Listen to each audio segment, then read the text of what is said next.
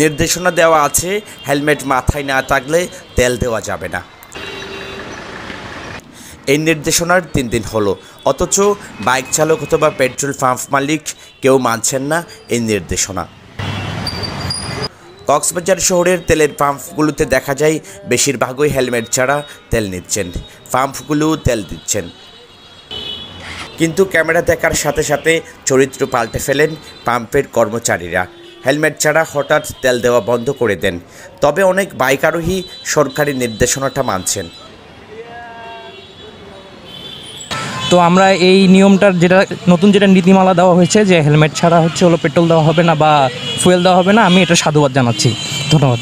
অবশ্যই safety first. আমরা যে বাইকার, আমরা এইটাই মনে করেন যে যখন বাইক নিয়ে বের হই তখন এটাই চিন্তা করি যে আমরা যেন সুস্থভাবে বাসায় ফিরি। সো অবশ্যই সেফটি ফার্স্ট। কেউ আবার বোতলে ভরে অকটেন নিয়ে যাচ্ছেন বাইকের জন্য। আসছি তেল নিতে, দিচ্ছে না, বলতেছে হেলমেট ছাড়া হবে না। কেন দিচ্ছেন না? হেলমেট ছাড়া এখানে দিতে পারবো না, এটা বলতেছে আর কি। এখন সমস্যা হচ্ছে যে আমাদের এখানে টাউনে আসতে হয়। বর্তমান যে পরিমাণ গরম পড়তেছে, এখানে হেলমেট পরা কি সম্ভব?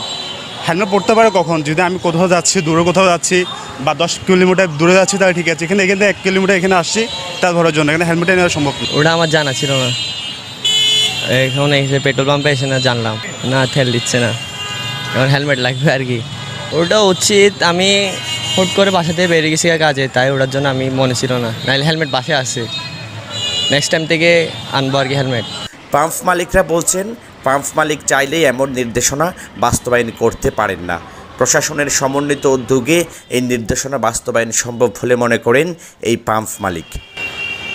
নো হেলমেট নো ফুয়েল, এটা তো আসলে মানে আইনটা হয়েছিল আজ থেকে বোধহয় সম্ভবত 4-5 বছর 6 বছর আগে। এই ধরনের তখন পাম্পে এটা একটা ধরেন স্টিকার দেওয়া হয়েছিল, পুলিশ প্রশাসন থেকে স্টিকার লাগানো হয়েছিল, আমাদেরকেও বলা হয়েছিল। তো আমরাও আসলে তখন প্রশাসনের সাথে একমত পোষণ করে আমরাও চাই যে সড়কে কোনো দুর্ঘটনা না হোক।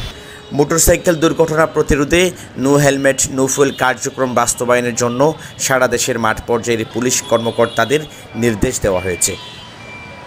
অর্থাৎ হেলমেট ছাড়া জ্বালানি দেওয়া হবে না। তারেক হায়দার, প্রবাল নিউজ, কক্সবাজার।